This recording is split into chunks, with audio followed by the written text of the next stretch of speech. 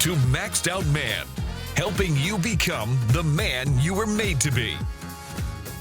Hey guys, it's Kevin Davis from Maxed Out Man Podcast. This is episode number 14. We're here today with Dr. Eddi Capparucci, and we're very excited to have him on board. He is the creator of the inner child model for treating problematic sexual behaviors, and he's an author and a speaker, and also runs a Christian counseling center called Abundant Life Counseling there in Colorado. So thanks for coming on board. That's kind of the general, LinkedIn bio, but I'd love to hear more from you about what you do and what you've got going on. Well, first of all, Kevin, thanks for having me. I really appreciate it. I always love talking to people for the first time, and the opportunity to kind of share with your guest. As you mentioned, yes, my wife and I, we have a counseling practice. We are located in Highlands, North Carolina, a little sleepy town that you're going to becomes also a tourist destination in about another week. So we'll go from a population of less than 1,000 to about 4,000 or 5,000. So it's just wow. Yes, but it's cool. It's a lot of fun. But anyway, yes, I specialize in the treatment of problematic sexual behaviors, and I am a big fan of and believer in the inner child. We each have an inner child who is haunted by things that have happened to us in our past, whether it be trauma or maybe neglect. And trauma doesn't have to always be big traumas. They can be little traumas that you went through. However, what it does, it creates a bunch of negative narratives in our head, the way we see ourselves. And what happens is we get hit with negative events every day, numerous times a day. And those negative events, whether big or small, are going to start that cascade of negative thinking in us because, again, the inner child has been activated. So what I teach my men to do, and I work exclusively with men, is how to, one, identify the inner child, two, know what activates them. And remember, it doesn't always have to be just from a problematic sexual standpoint. It could be, let's say you have an anger issue, right? You could figure out what that's about.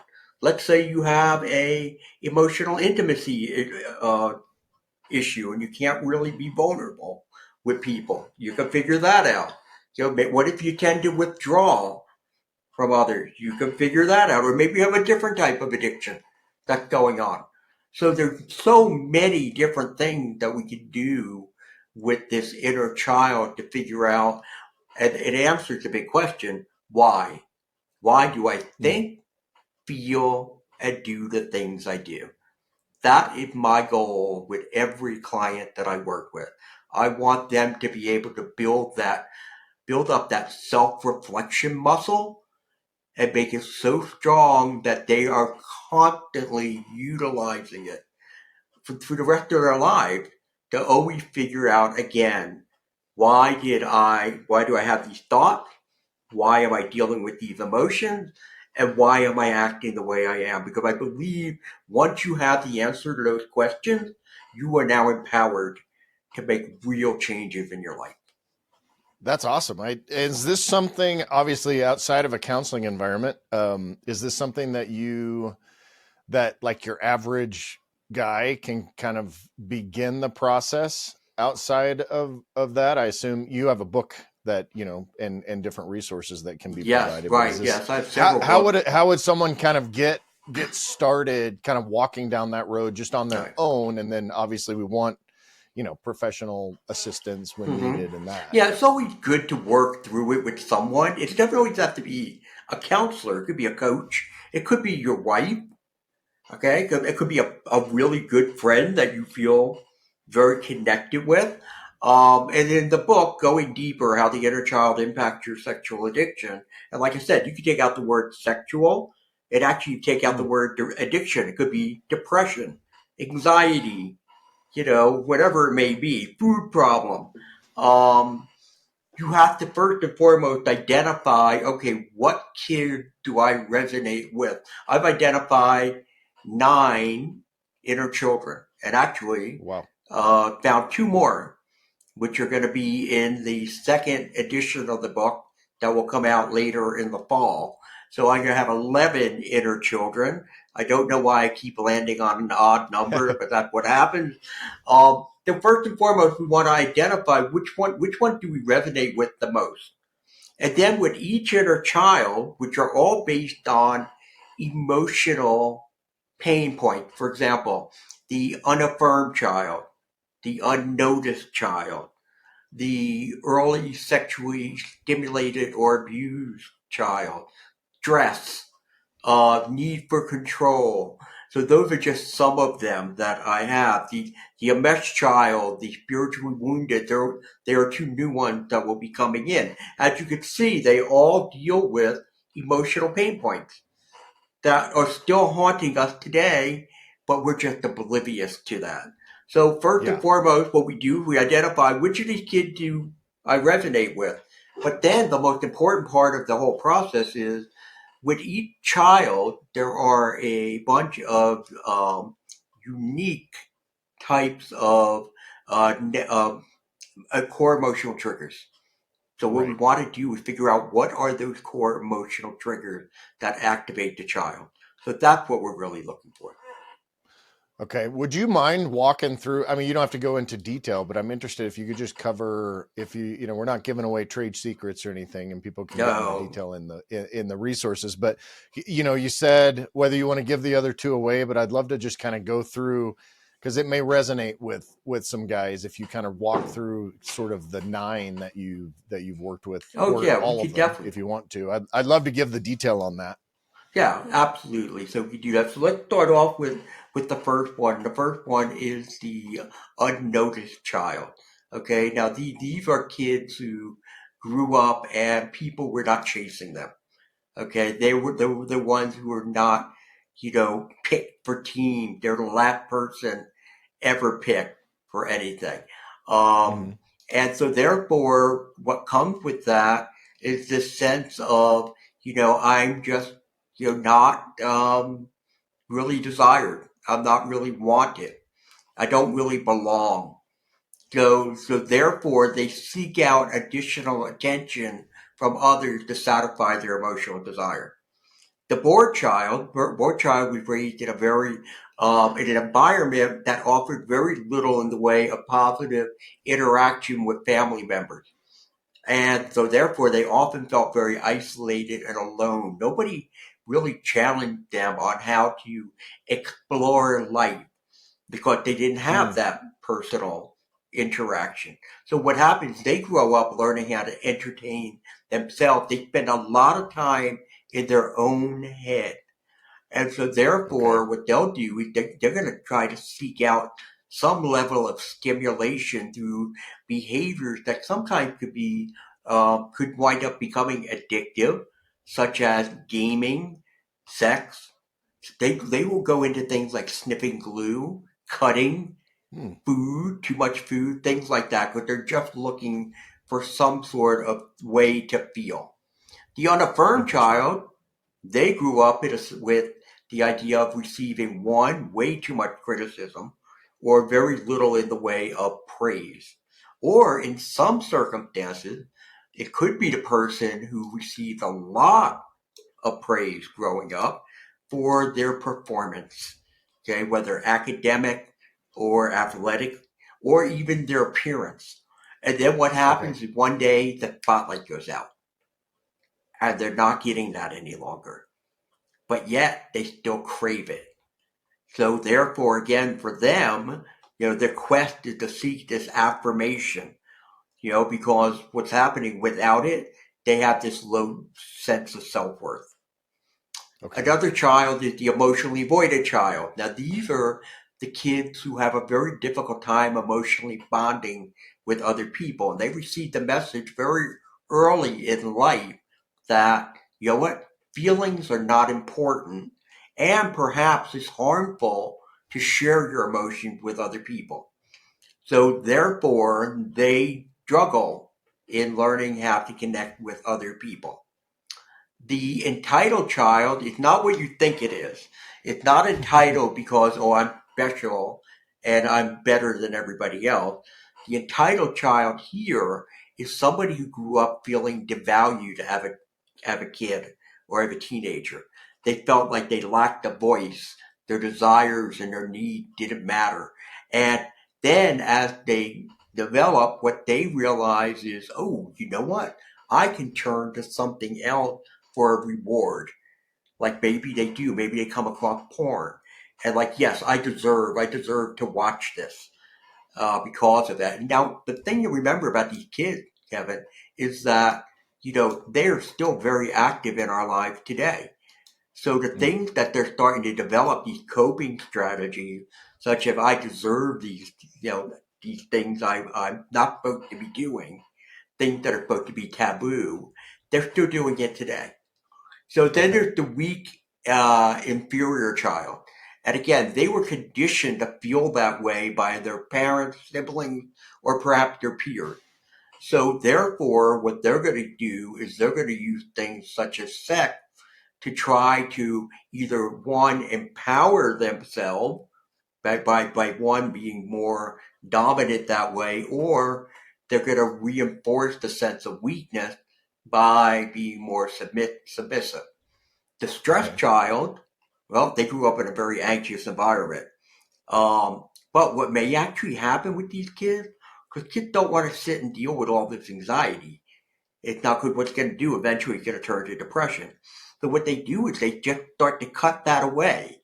They start cutting it out and not thinking about it. And so therefore what happens, they may actually become desensitized to the fact that they have anxiety, even though it's still there.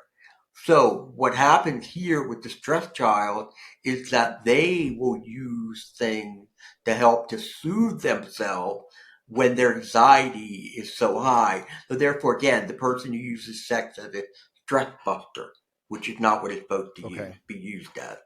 And then we have three more. One is the sexually stimulated or abused child. So therefore they stumbled across sex at an early age, whether it be pornography or perhaps seeing parents or older siblings engaging in sex.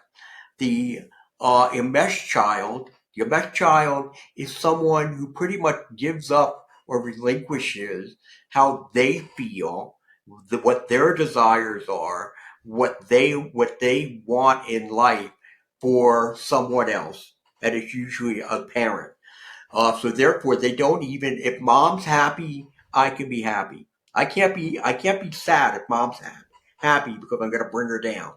And if mom's not happy, if mom's feeling bad, angry, sad, I better not be happy because she's not going to like that. She's going to wonder what's wrong with you. So I have to almost mimic the what my mother or father or whoever it is doing. I have to mimic that emotion. And then finally, the last one is the spiritually wounded child, and they were raised in an environment where the religious norms were so strict that what happens is it alters the way they would develop their own personality, because I have to adhere to all the rules that are here, and therefore I have no liberties. I have no sense of what is right or wrong for me. I have to abide by these rules. So that gives you a sense of the 11 kids. Yeah, it's funny because as you listen, I'm sure as everybody else is listening too, you kind of are waiting and listening for the triggers like, oh, well, that could be me. Those are some things that I dealt with as a kid. Now, do you find that would someone kind of have multiple facets involved, or is it typically kind of, one dominant one and maybe one, undominant one or whatever? Yeah, that's a great question. Yes, people most often have more than one. In fact, the average is anywhere between 4 and 6. But Okay. you're also correct in the fact that are there one or two that are the primary drivers? Yes, that's probably also the case. And there's many people who have 9. All they have, Wow. and soon it'll be all 11. But see, what's more important than picking the kids is understanding what are the core emotional triggers that drive the kid to become active. That's what we really want to understand and know. So therefore, let's say you picked and you have 5 kids. What you're going to do is then look, and in the book, at the end of every chapter, there's a list of core emotional triggers for each and every one. And what you do is you go in, you say, which one of these sting the most? Okay, like for example, for the unnoticed child, you may have, I don't belong. I feel invisible. Okay, I don't matter. And there's several others. Which ones of those you go, ouch? And for some people, it'll be the idea like I'm invisible. And for others, it'll be I don't belong. And some people may pick more than just one. So therefore, that's what we're looking for, because those are the things we have to be alert for when negative events happen in our life, to be able to say, okay, based on what just happened, had my kid been activated? Well, I will know that based on what I'm feeling at the moment. And then I could go take the steps to wind up soothing the kid before he leads me to run off to do something that's destructive. So it's a matter of understanding the triggers. Then, there's kind of this phrase that is used, which is taking your thoughts captive. Like that's a biblical phrase. And is it kind of like, okay, so you know your triggers, you're recognizing that, you realize that these things are kind of creeping up, and then you take control, you take those thoughts captive and then deal with them at that level? Well, there's just a little bit more to it than that. Because what we want to do is, first and foremost, people who deal with addictions, any type of addiction, okay, one of the major problems they have is they can't sit and process emotional pain. They were never taught how to do it. So therefore, at a young age, okay, of a child, you're dealing with this emotional discomfort. Mm-hmm. Well, what am I going to do with it? Because there's nobody here to really guide me with it, because they're too busy or they don't care or whatever. So I don't have a lot of worldly experiences to draw upon. And I'm more emotionally based in my thinking than I am cognitively based. So I come up with one solution, and it's an amazing solution for a child. I won't think about it. I'm not going to think about it. Well, how do you not think about it? I have to distract myself. Right. Too much food, too much television, too much video game, too much with the cell phone now. I mean, and that's what they do, and it becomes their go-to. And their go-to. Well, but what that does in doing that, what you're doing is you're activating the reward system in the brain. And and what that does is that produces an abundance of dopamine. Mm-hmm. Dopamine brings pleasure. Not that dopamine is a pleasure hormone. It's a pleasure enhancing hormone, because it lights up the reward system. And if you light up that reward system often enough over a period of time, it then becomes an addiction, because I need that. So therefore, we have many people. In fact, I was talking to a client earlier today who was going through a lot of just talking to me about what he'd been learning and stuff. And what he said was, he goes, you know what? I'm learning now how to soothe myself and how to regulate my emotional pain in a healthy way, Mm-hmm. as opposed to running off and looking at porn.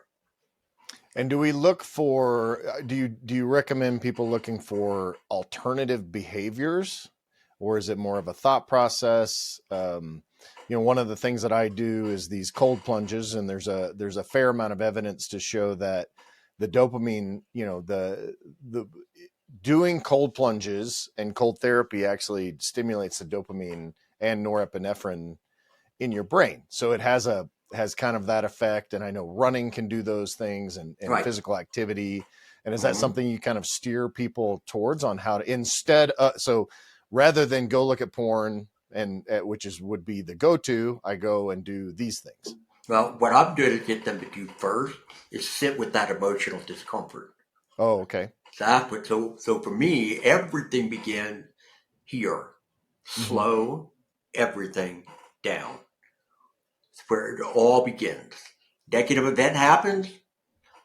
Wait, before I even start to try to process it, slow down, breathe. For me, I encourage clients to do meditation. I share with them a meditation music library to use just 10 minutes a day because I want them to be able, when they get activated because something negative has happened, that immediately they can say, wait, I don't have to stay here. Even though I've been my anxiety level has escalated, I don't have to stay here. I can go back to a place where I can feel a sense of calm, because then I'll be in a better place to be able to make healthy decisions. So that's what I want to do first and foremost. So I want them to sit with that pain, that discomfort. I want them to learn how to process through that and to understand, most importantly, it will not kill you. Right. It's not going to kill you. It'll be okay. As a child, it may have killed you because you didn't know what to do with it. But we sit with the pain, and you couldn't figure out a solution, more importantly.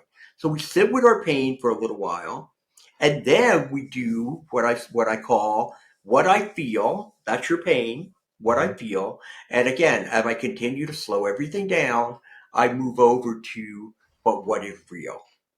Because what I feel versus what is real are sometimes two very different things. Right. So now, instead of being guided by infantile, childish emotions, I'm now going to be guided by wise mind and rational thinking. So here now, I say, okay, what's really happening? And I sort through it, and then I do what you were saying before. The final step, make the healthy choice, the healthy decision. And that could be many things. That could be, hey, I need to go talk to somebody about something. I need to go do some exercise.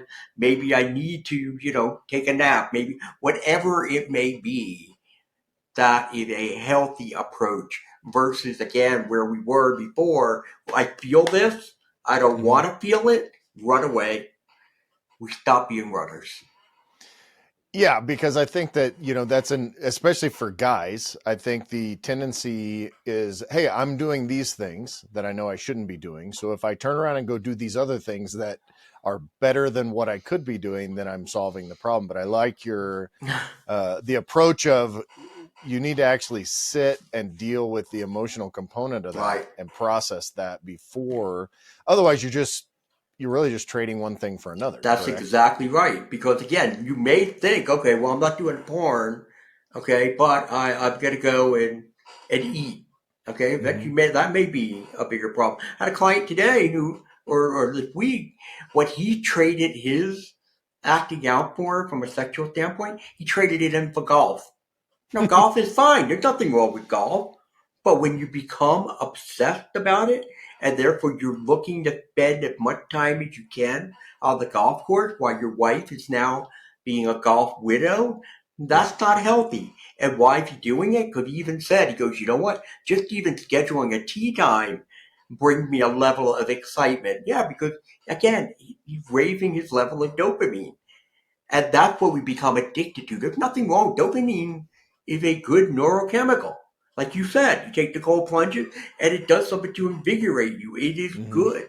But when we now become addicted to it, then that is not a good thing. Right. Isn't that so one of the things with meth, right? With smokable meth is that it actually just completely lights up the entire dopamine structure of your brain, right? So it stimulates that. Yeah, even marijuana does that too. Okay, marijuana. People think, marijuana kind of numbs you or quiets you down. Yeah, but what it's doing, it is activating your reward system and heightening the level of dopamine that's being produced. So therefore, now, you get people who smoke on a regular basis numerous times a day. Even if they go to quit, and they do quit, usually you see them pick up something else, another type of habit. Yeah, because it's an artificial way to stimulate the dopamine production. That is absolutely correct. In your Right. brain. I mean, do you find with these inner child things, is this like a prefrontal cortex kind of development situation? I mean, I don't know what the research is, but I'd be interested to know. I'm sciencey, so I like that information. The inner children are developed. My inner child model is a trauma-based model. Okay. That's what it is based on. If we look at all of these pain points, they come from being raised in environments that had either trauma or neglect, or maybe a combination of both. And yes, what happens is a large majority, 9 out of 10 of the men I've worked with over the last 12 years, they also are emotionally undeveloped. Okay? They did not get an opportunity to go through the key learning stages that we need of a child in order to be able to emotionally bond. They don't learn things such as attunement, empathy, how to regulate their mood, how to identify their mood, put words to them. They can tell you the basic emotion. I'm angry, I'm sad, I'm lonely, I'm happy, but they can't drill down to really name, what they truly feel. And they also have a very difficult time if people are trying to be emotional with them, trying to be vulnerable.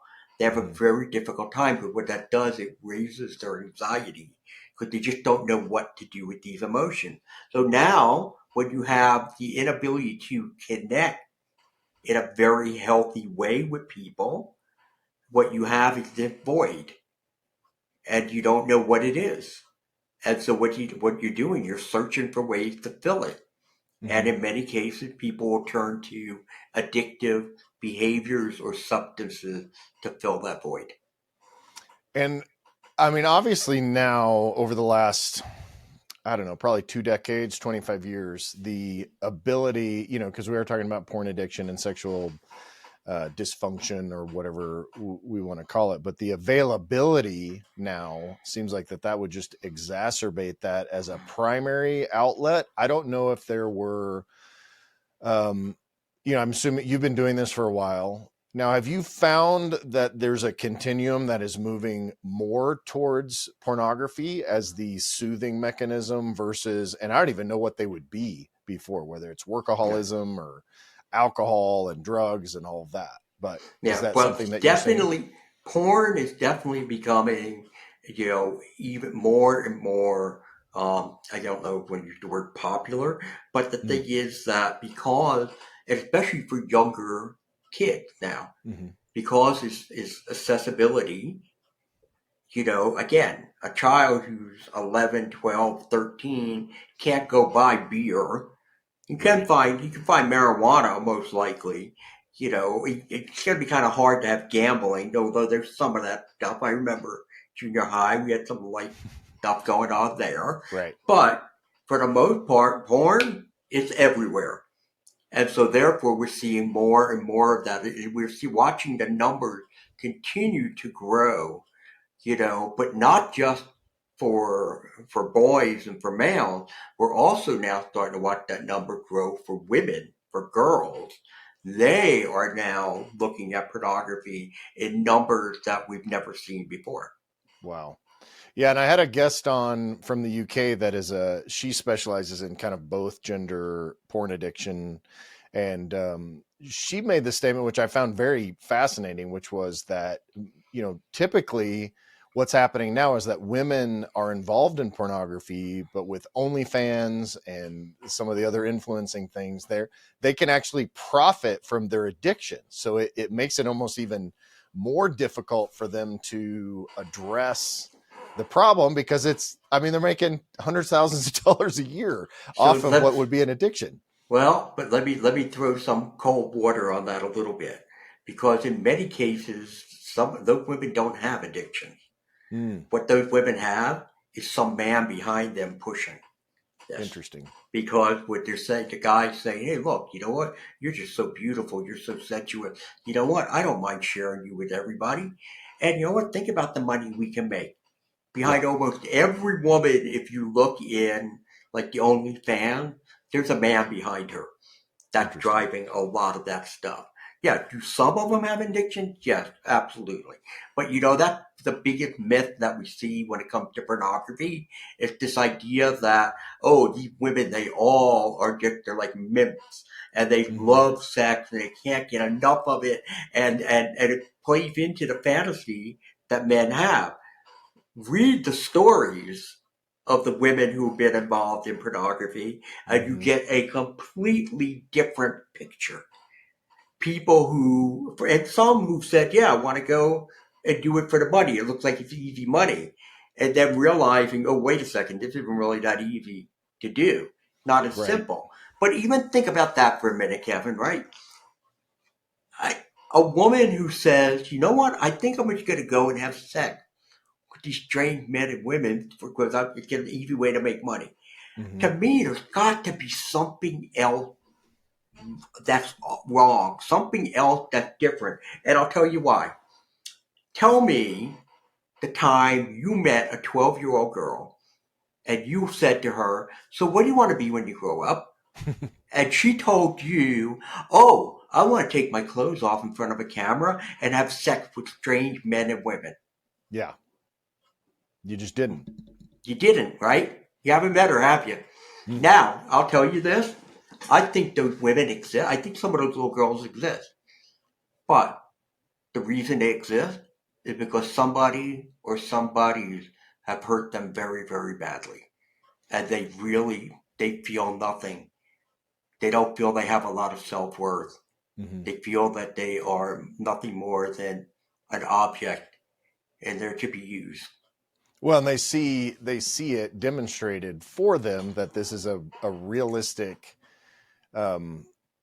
step for them to take, and it's not like there you have to make up this scenario in their head. They see it, you know, for it. It's really crazy what is just literally pushed on us as human beings. Anybody that's on social media, I remember I'm 50, so when I was 10, 11, 12 years old, the only exposure to pornography at all or any of that kind of stuff would have been either finding something under the bed, going my, friend's big brother or dad or whatever. Yeah. And now I use TikTok for business.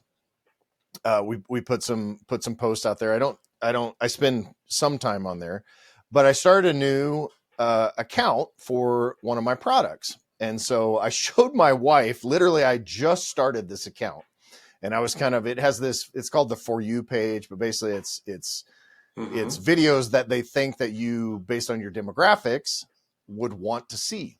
And within literally 10 seconds, there was, a girl, there's a trend now to where they walk by a mirror topless. And so that was one of the posts. And I'm like, I have not watched one single video to indicate to the algorithm that this is something that I want to see. Right. And so it's as if I'm a male, I'm of this age. They're going to feed me that based on the algorithm and then see whether or not I engage with it. Well, think about me with all of the background about sex addiction, pornography, and the stuff I get inundated with on social media is absolutely incredible. In fact, I had a woman from Czechoslovakia who sent me a something on my where we actually get clients in. She found that and just told me how she's just so amazing, what a wonderful woman, and she's also bisexual and she's not fearful of other women, and she's a great cook. And I should wind up meeting her. I went to my wife and said, hey, look, you got competition over here. It's crazy, but this is what people are subjected to, and this is what kids are subjected to. And what are we doing? We're raising a generation of little boys who are thinking, hey, you know what? It's okay to objectify little girls. And little girls who are starting to think, oh, you know what? It's okay to be objectified. Yeah, because it's telling the little, the culture is saying that, these OnlyFans girls, for example, well, they're getting paid a ton of money and it's in their own bedroom. They're not getting hurt. They're making this is a choice that they're making, which may or may not be true, but it changes the dynamic of the argument, right? Yes, like if someone's being sex trafficked or forced into this, and as you pointed out, that's, to at least a lesser degree is probably happening in a decent amount of percentage. But now it's like it changes the whole conversation for these young people, to say not only is it okay, but it's something that they benefit from. So I'm able to benefit from it. Yeah. Right. That's exactly right. But again, we just saw an OnlyFans woman, I guess it was I think it was in Florida last year, who took a knife to her boyfriend and stabbed him to death. And when they went to go arrest her, they took pictures, she was dressed in all this sexy stuff. So obviously there was something that was going on at that moment. Yeah. And she just lost it. She lost it. And it would be interesting. Yeah, go ahead. No, go ahead. I was going to say it'd be interesting to see the data if they've studied it, and hopefully somebody will, to see, the kind of the truth behind the curtain, right, of OnlyFans and what's actually going on there. And I think there's a lot of horror stories there. Yeah, I really do. Yeah. Just like there are in the porn world. And thinking with the porn world, we have a lot of that data now. We have the testimonies from women who've been in the industry, who talk about the fact of how much they're fueled with drugs, that drugs are pushed upon them to kind of numb them out along the way. But what we're also seeing is a large increase in the violence of pornography. Okay, and the fact of and the way it humiliate and degrade women. And the reason being for that, as one porn producer said, it's because it's what men want. And that's really sad. Yeah, it is sad. And it's to your point about dopamine and stimulation. It's that from what I understand, what happens is just like with any other drug, any other thing that's, stimulating dopamine production, they basically get to a point where it requires additional different stimulation in order, and so that's where the more extreme stuff comes in, and because it's we hit a level of tolerance, right, and it's like it's not enough. I need more, and actually I don't need more. I need different. Right. I need different. How many men? I don't work with men who have engaged with child pornography, but I bet a lot. I talk to a lot of them, and how many of them will sit there? All of them will say, with the exception of a handful, and say, "Never thought I'd ever look at this. It was not on my radar. Nothing but what's usually mixed with that." And I'm not giving anybody an excuse. It's horrific. Should never be done. You have to go serve your time if you get caught. But it always seemed to be combined with alcohol or drugs of some kind. So therefore, they're already, now they are, they're altered, okay? And they have a mind-altering substance of some kind. And now this comes across their screen, and they're like, wow, that's real different. Yeah. And before you know it, they're starting to download some of this stuff. Again, not an excuse at all. It's horrific. People need to be punished for it. And so we have to deal with it in a very, in a way that we're going to try to hopefully maybe one day, well, that's foolish to say. I was going to say eliminate it. We're never going to eliminate it. We're not going to eliminate any of it.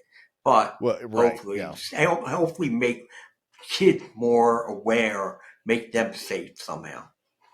Yeah, the safety, it's crazy what's happening right now with essentially sexual deviance and that can encompass all sorts of things, but it's becoming pushed more as a norm Yeah. in our society, and there's the stuff with Jeffrey Epstein and how that's been repressed, and some of the stories that don't get out, and sex trafficking, and all of this craziness that's happening that I'm just hoping that we get to a point where it starts to go the other direction because it seems to be moving in a very scary Yeah. direction at this Well, point, unfortunately, especially when kids are concerned. Like adults, make your own choices. right, But right. when we're talking about children, that's just scary. Being a Christian, I look at Revelations and I say, we're moving that way. Mm-hmm. It's coming. It may not Yeah. happen for another 1,000 years, but we're definitely moving in that direction. And we've Yeah. never seen it so pervasive, how things that go against the moral norms that we've tried to adhere to, Mm-hmm. but in the last 10 to 20 years, I mean, that has just shifted completely. It is almost like the lines have been blurred between what is right and what is wrong. Yeah, because even if you're not a Christian or religious in any way, there's always been this innate sense of right and wrong, and kind of this, in general, a substantive moral compass in Yeah. people. Again, whether you're a religious person, and we'll just use religious as a word. I don't really like Mm-hmm. that word, but just for the sake of discussion, there was always like, yeah, these are just things that you don't do, like, and you don't hit women, you don't, as a man, you don't hit women, you don't, Right.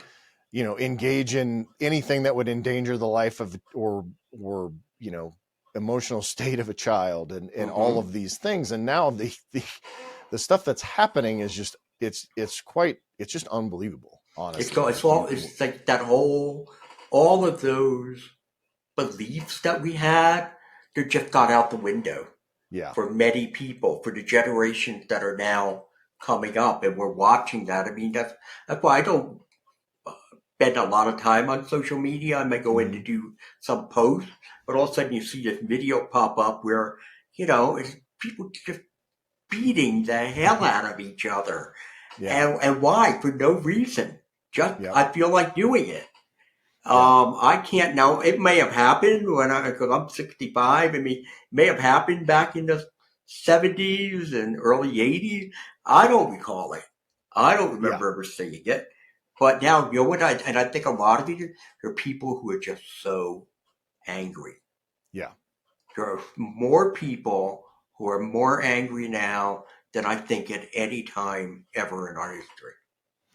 Yeah, it is. It's interesting, the whole Karen culture, and just people just going absolutely ape shit, for lack of a better term, just going completely crazy on each other. It's gotten little, very, very pervasive.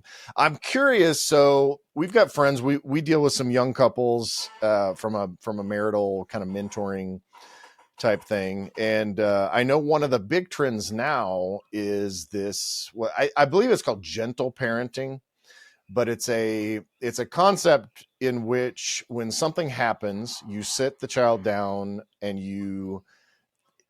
the challenge I've seen is that there doesn't seem to be an actual discipline necessarily involved, but it's like, well, you just threw a glass on the floor on purpose, and you're supposed to get to the root of their emotions around that.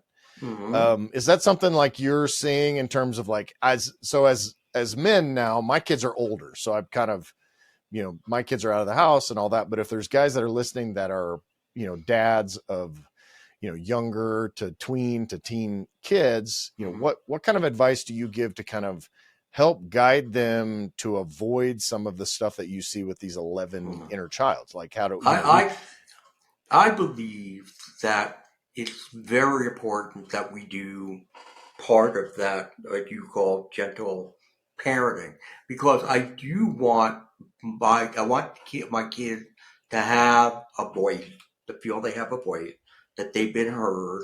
I want to, and most importantly, I want to understand, and I want them to understand, and this is how it ties into our inner child, what is the answer to the why question? Hmm.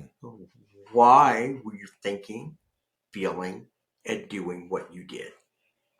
And then after we do that, and in some cases you're not going to, depending on what the age of a child is, you're not going to be able to come up with a lot of those answers.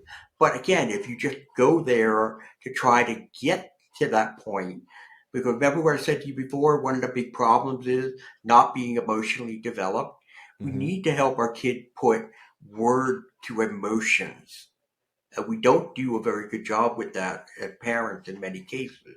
We're just too reactive. Stop it. Leave it alone. I don't want to hear this. Versus, wait a second. Tell me what do you think you're feeling? Okay, you're just getting upset. Oh, you're upset because you can't go? Oh, that means you're disappointed.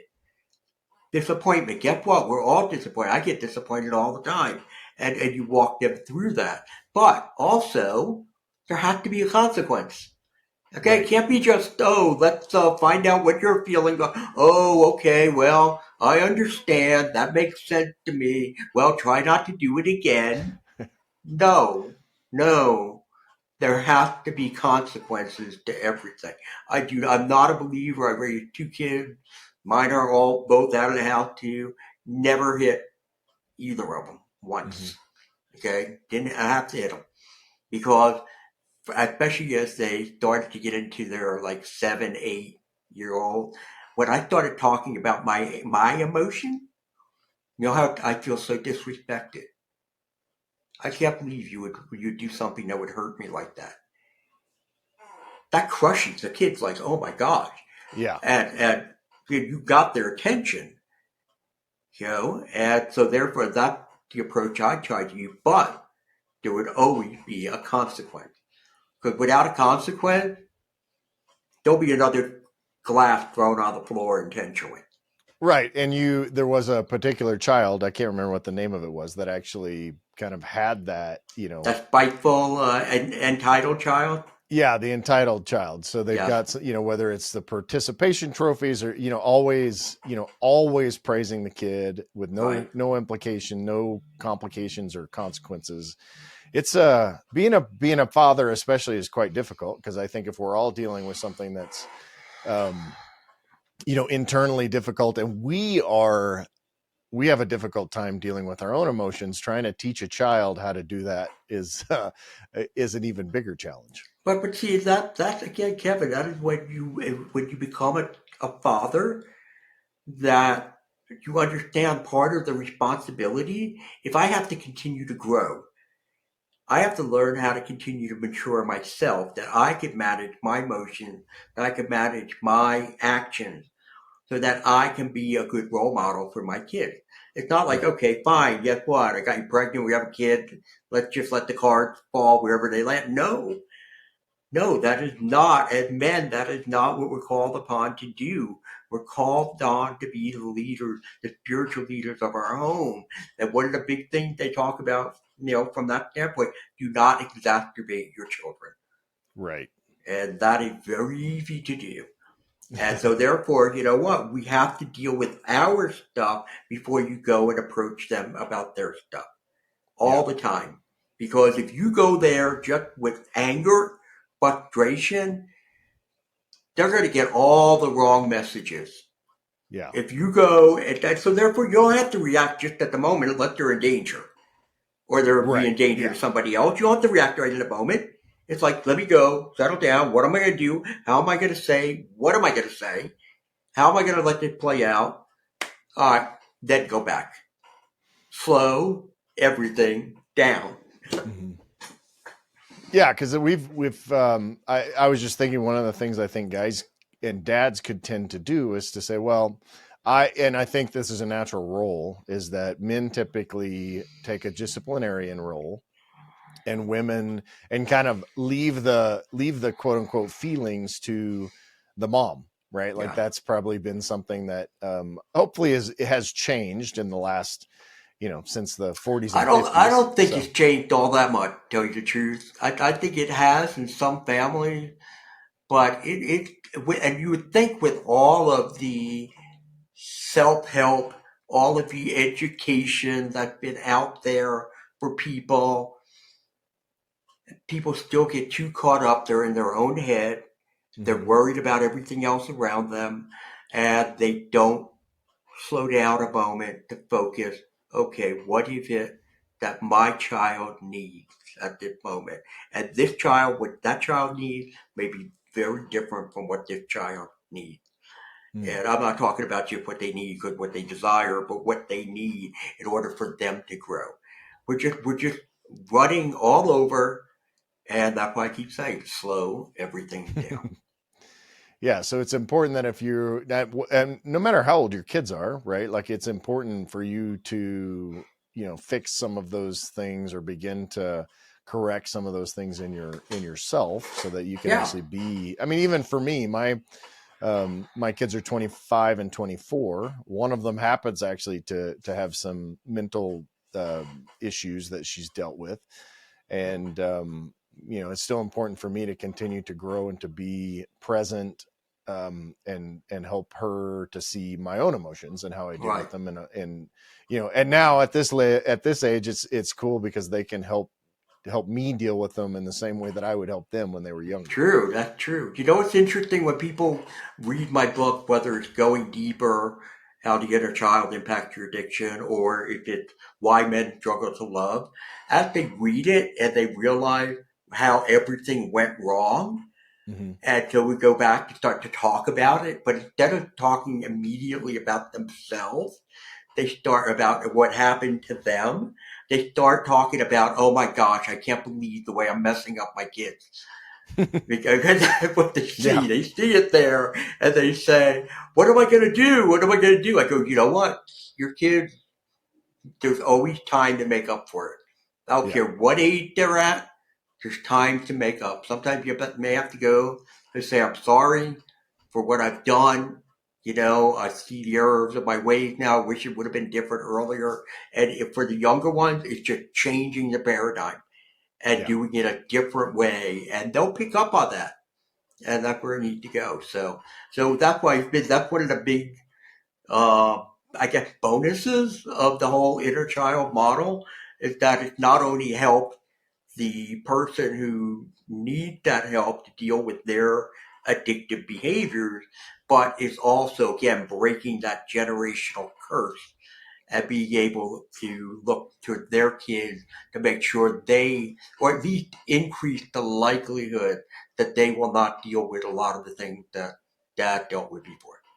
Right, and it helps with your interpersonal relationships with your friends, especially within your marriage. Being emotionally distant with your wife is not a good thing. No. And do you, within the book or in your practice, do you kind of give men strategies on how to integrate some of this stuff in a marriage relationship? I mean, how Oh, do you typically do that? that comes into that when we go after we do the inner child, then what we do is the emotional development. And that's with the book Why Men Struggle to Love. And in that book I identified 14 what I call blind spots. And blind spots are something that inhibits a man from bonding in a healthy way with someone. Like, for example, inwardly focused. Okay, we're inwardly focused. We lack curiosity, not curiosity about things. You can be curious with sports and stock market and those kind. Curiosity about people, Okay. sitting and diving in to know more. Lack of contentment, not really having the sense of contentment in life at all. Having a low emotional IQ, hide and lie syndrome that I call it. We want to kind of fade into the background. We want to withdraw, or we just immediately lie about something because we have the big fear that we're in trouble. So again, there's the 14 blind spots, and with that, we go through them, and guys identify which ones do they really struggle with. And then what I also have, because I think you have to have solutions. There's so many books like the one back here that have been written where they do a wonderful job telling me the problem, but there's no damn solution to it. What the heck's that about? I don't get it. I'm always waiting for that. So what I give them is antidotes for each and every blind spots. These are the 3 to 7 things you should be looking to do to soften those blind spots, because they're never going to fully go away, but hopefully they can be to a place where you can manage them. Yeah, that's yeah, I've had to deal with a ton of stuff. And my wife and I, through the years, we've been married almost 28 years, and we've probably been to counseling of one type or another. Usually like we call it kind of like changing the oil of your marriage. Tune-ups. Yeah, tune-ups, and probably 4, 5, 6 times. And Okay. and so we've been able to deal with a lot of those. I grew up in a home that's addictive, mother completely absent, would disappear for days at a time, started raising myself at about 7 or 8. And then kind of moved in with my dad at a later time, and, essentially poured myself into a work addiction that I maintained until my first child was about 6 months old.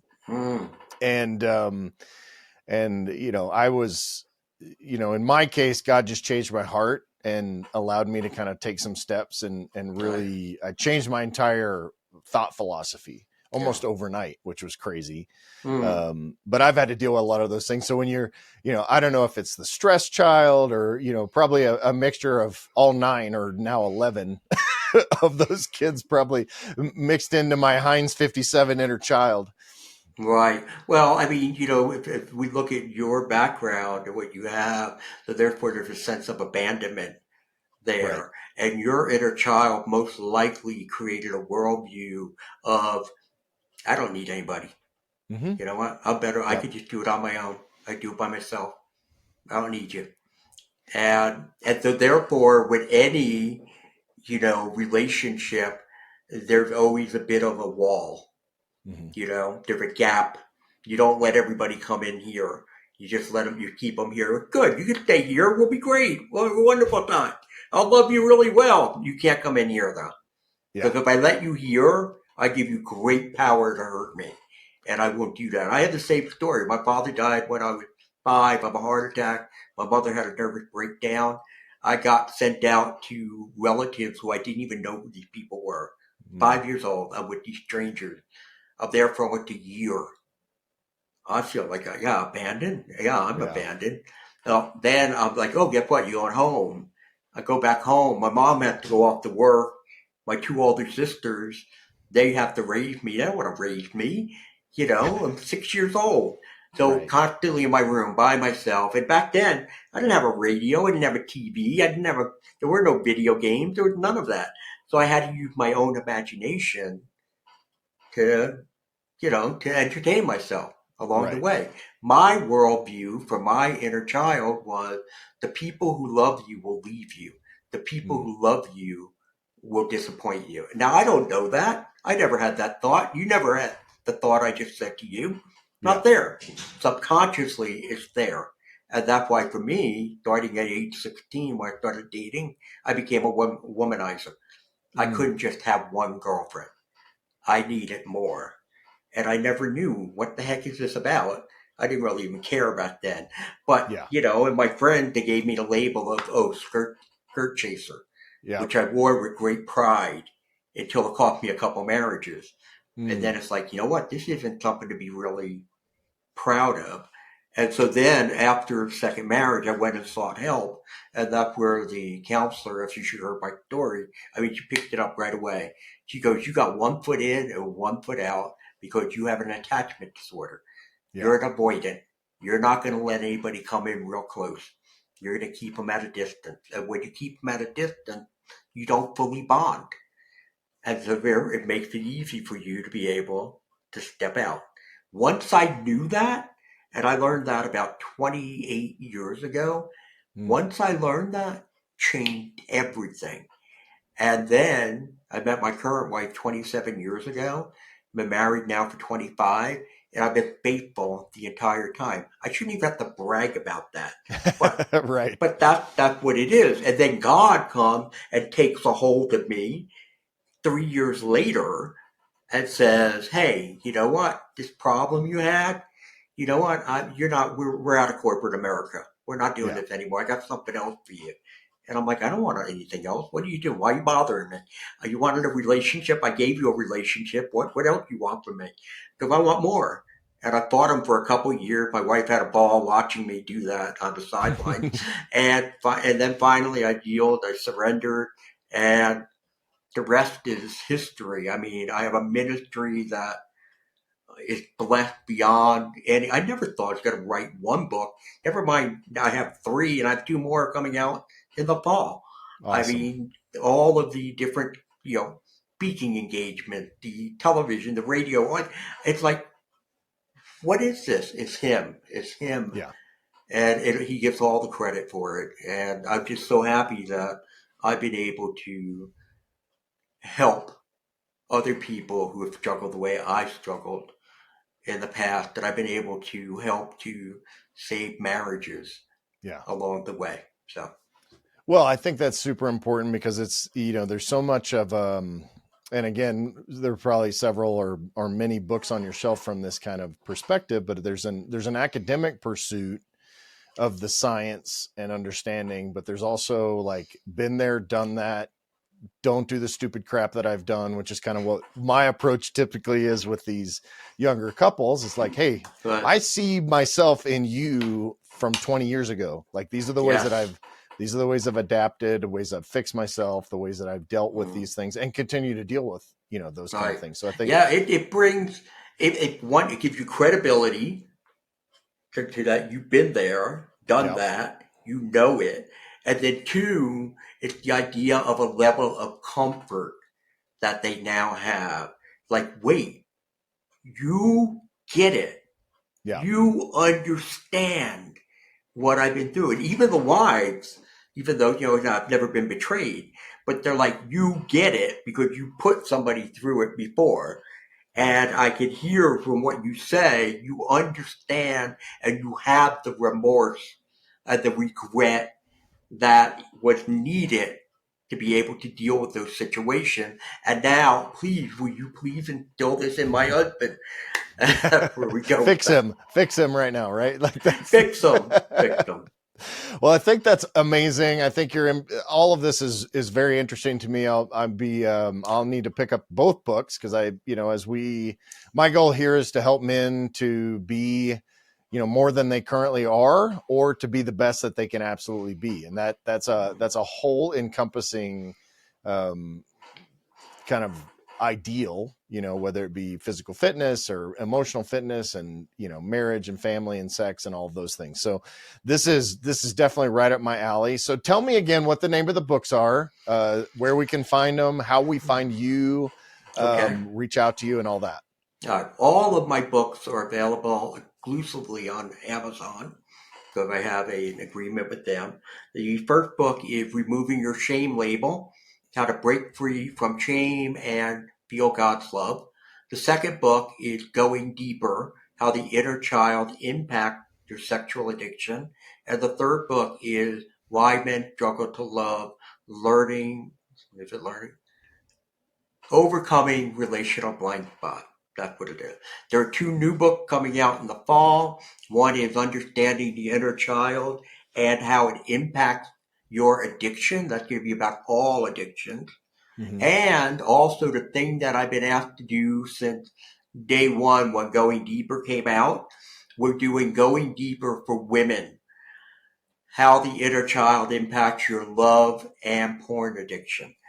So we're talking about that because that's becoming a growing problem. If people want to find me, they can reach out to me at innerchildmodel@gmail.com. Again, innerchildmodel@gmail.com. And I answer everybody. I may not answer you in an hour, but I get back to everybody. That's great. And I found you on LinkedIn, so I'll put the LinkedIn I'll put all the links and stuff in the show notes. Yeah, I'm on almost every social media. I don't spend a lot of time. I don't spend a lot of time on there, so I usually tell people don't do that because I don't get notifications. So right. That's perfect. Well, thank you so much for your time. I hope you have an awesome rest of your day and good luck with the finalizing of the books and the releases coming out in the fall. All right. Well, thank you, Kevin. I appreciate you having me. If you're looking to really maximize your life and become the man you were made to be, head over to maxedoutman.com and get your journey started today.